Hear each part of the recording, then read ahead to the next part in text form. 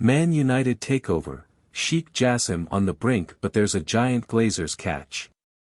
Manchester United takeover. Many fans want Sheikh Jassim to acquire the club from the Glazers, though Sir Jim Ratcliffe remains a strong rival.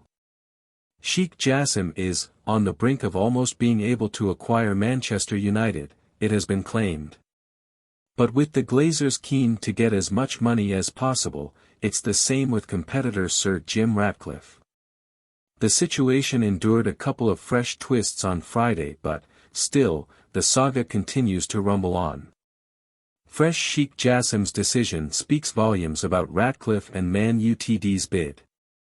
It emerged on Friday that Sheikh Jassim would leave his offer for United on the table, despite previously vowing to abandon the pursuit of his fifth offer wasn't accepted. And news also broke of the Qatari billionaire leasing with Paris Saint-Germain chief Nasser Al-Khelaifi, with the Glazers happy with the 49-year-old acting as a middleman, having suggested the talks. Now, according to journalist Ben Jacobs, Sheikh Jassim is almost on the brink of being ready to acquire the club. But it's the same with Ratcliffe, which suggests the Glazers are keeping all their options open as they look to get as high a price as possible. Each has been forced to do a lot of very advanced work in terms of due diligence and logistics, which would commonly be associated with a preferred bidder in an exclusive period. But we have two groups doing them, so two groups are being put on the brink of almost being ready to acquire Manchester United Football Club without actually knowing yet whether or not they'll be successful. Jacobs told the same publication on Friday that Sheikh Jassim's latest bid was appealing for United. Both Sheikh Jassim and Ineos want the deal done as soon as possible, he said. From the 9-2 Foundation's perspective, the fifth offer is improved, and it's pushing $6.5 billion. I use dollars because that is the currency of the actual transaction. The 9-2 Foundation argue that, on top of that, there is $1 billion of pledged investment. The pledged investment is irrelevant to the process, but vital to Manchester United. But the Glazers are only looking at one number, which is the club's valuation.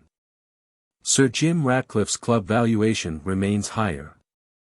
The thing to understand about the 9-2 Foundation is that their offer clears the debt, values the club, and has pledged investment on top. It sounds very appealing as far as the future and health of Manchester United is concerned. However, the situation remains uncertain. Erik Ten Hag wants to know who will hold power at Old Trafford as soon as possible as he looks to strengthen his squad. And the Dutchman wants at least 4 signings if the club are to challenge Manchester City for Premier League and Champions League supremacy next season. United are eyeing a new striker, with Wout Weghorst primed to return to Burnley. Harry Kane, Victor Osimhen and Rasmus Højlund are all on their radar amid their exploits for Tottenham, Napoli and Atlanta this season. Another midfielder is being targeted, amid an expectancy Marcel Sabitzer won't be recruited permanently. Mason Mount is the club's priority target, with the Chelsea star bracing himself for a move away from Stamford Bridge. United are open to landing a new right-back, despite Diogo Dalot and Aaron Wan-Bissaka improving under Ten Hag. And they'd love to bring in a new goalkeeper, too, even though David De Gea is expected to sign a new contract with the club. Speaking after United lost 2-1 to Manchester City in last weekend's FA Cup final, Ten Hag insisted he'd fight for what he wanted.